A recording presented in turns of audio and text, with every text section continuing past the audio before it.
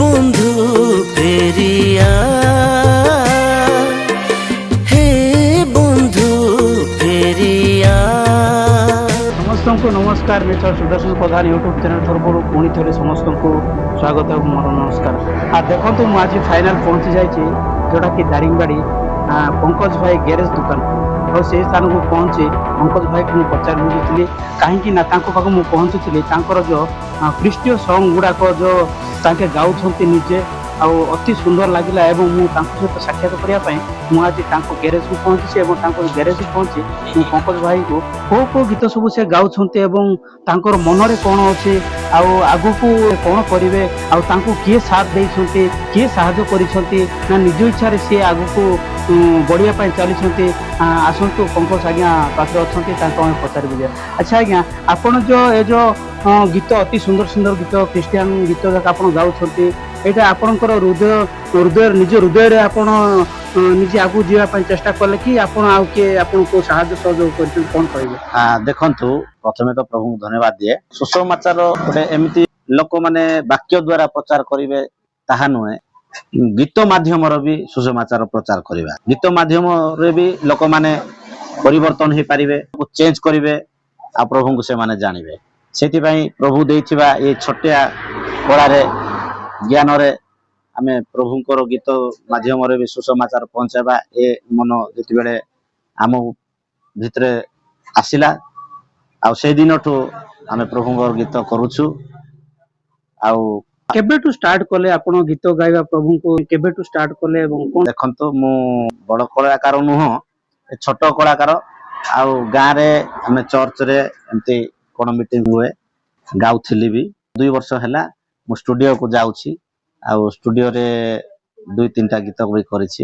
ଆମର last time ଥିଲା କୁଇ ଗୀତ ଯାହାକି ଯୀଶୁ ରାଜେନି ଭଙ୍ଗା ଗିନାସ। ଆଉ ଏ ଗୀତରେ ବହୁତ ଭଲ ପାଇବା ଦେଇଛନ୍ତି, ସେଥିପାଇଁ ମୁଁ ମୋର ଫଲୋଅର୍ସ ମାନଙ୍କୁ ଭିଉଅର୍ସ ମାନଙ୍କୁ ଧନ୍ୟବାଦ ଦିଏ। ଆଉ ଏମିତି ଭଲ ପାଇବା ଦିଅନ୍ତୁ, ସପୋର୍ଟ କରନ୍ତୁ। ମୋ ଚ୍ୟାନେଲ ହେଲା ରସୁଲ ରାଜ ମଲ୍ଲିକ ୟୁଟ୍ୟୁବ ଚ୍ୟାନେଲ। ଏବେ ପୁଣି ଆଉ ଗୋଟେ ଏକ ହୃଦୟ ସ୍ପର୍ଶୀ ଗୀତଟି ଆପଣ ଓଡ଼ିଆ ଗୀତଟି ଗାଇଛନ୍ତି, ଆଉ କେବେ ରିଲିଜ ହବ ଆଉ ଦର୍ଶକ ମାନେ ସେ ଗୀତ ଶୁଣିବା ପାଇଁ ତ ଜଗି ରହିଥିବେ, କେବେ ରିଲିଜ ହବ କ'ଣ କହିବେ? ଦେଖନ୍ତୁ ବହୁତ ଖୁସିର କଥା, ମୁଁ ଫାଷ୍ଟ ଟାଇମ୍ ପାଇଁ ବୋଲି ଓଡ଼ିଆ ଗୀତ ଆଉ ଗାଇଛି ଆମର କଟକର MRR ଷ୍ଟୁଡିଓରେ ଓଡ଼ିଆ ଗୀତ ହେ ବନ୍ଧୁ ଫେରିଆ। ଆଜିକାର ଡେଟ୍ରେ ଯୁବତୀ ମାନେ ଛୋଟ ଛୋଟ ଭାଇମାନେ ଏମାନେ ପଥଭ୍ରଷ୍ଟ ହେଇ ଏମାନେ ଜଗତର ଦୁନିଆରେ ଯାଉଛନ୍ତି, ସେଥିପାଇଁ ବୋଲି ତାଙ୍କ ନିମନ୍ତେ ହେ ବନ୍ଧୁ ଫେରିଆ ଏଇ ଗୀତଟି ଲେଖିଛନ୍ତି ଓଡ଼ିଶାର ଯିଏକି ନାମ ଧନ୍ୟ କଣ୍ଠଶିଳ୍ପୀ ଯିଏକି ସାଲିମ ଲିମା ସାର୍। ଆଉ ମୁଁ ତାଙ୍କୁ ଧନ୍ୟବାଦ ଦିଏ, ତାଙ୍କ ଗୀତଟି ଆଉ ମୁଁ ଗାଇଛି ନିଜେ, ସାଲିମ ଲିମା ସାର୍ ଲେଖିଛନ୍ତି, ତାଙ୍କୁ ବି ମୁଁ ଧନ୍ୟବାଦ ଦିଏ। ଆଜ୍ଞା ଶୁଣୁଥିଲେ ପଙ୍କଜ ଭାଇ ନିଜେ କହୁଥିଲେ ସହଯୋଗ କରୁଛନ୍ତି। ଏମିତି ଆମେମାନେ ବି ସମସ୍ତେ ତାଙ୍କର ୟୁଟ୍ୟୁବ ଚ୍ୟାନେଲକୁ ଲାଇକ୍ କରିବା, ସବସ୍କ୍ରାଇବ କରିବା, ପାଖରେ ଆସୁଥିବା ଅଲ୍ ବେଲ୍ ଆଇକନ୍ ବଟନ୍ ଦବାଇ ଦେବା, ଯାହାରି ଫଳରେ ସେ ତାଙ୍କ ୟୁଟ୍ୟୁବ ଚ୍ୟାନେଲରେ ଯେକୌଣସି ନୂଆ ନୂଆ ଗୀତ ଅପଲୋଡ କରିବେ ପ୍ରଥମେ ଆପଣମାନେ ନୋଟିଫିକେସନ ମାଧ୍ୟମରେ ସେଇ ଭିଡ଼ିଓଟି ଦେଖିପାରିବେ। ଆପଣ ଏମିତି ଆଗକୁ ବଢ଼ନ୍ତୁ ଏବଂ ଆମ ଜନସାଧାରଣ ମାନେ ବି ଆପଣମାନଙ୍କର ଯେଉଁ ଗୀତ ଶୁଣିବେ ଭଲ ପାଇବା ଦେବେ, ନିଶ୍ଚୟ ଆଗକୁ ଆପଣ ଦିନେ ନା ଦିନେ ଆଗକୁ ବଢ଼ିବେ। ତା ସହିତ ଆଉ ଭାଇଙ୍କର ଗ୍ୟାରେଜ ମଧ୍ୟ ଅଛି, ଯଦି ଆପଣମାନେ ଜାଣିନାହାନ୍ତି ଦାରିଙ୍ଗବାଡ଼ି 4 ଛକଠାରୁ ବ୍ରହ୍ମପୁର ଗଲାବେଳକୁ ରାଇଟ୍ ସାଇଡ୍ ତାଙ୍କର ରାସ୍ତା ସାଇଡ୍ରେ ହିଁ ତାଙ୍କର ଗ୍ୟାରେଜ ଅଛି।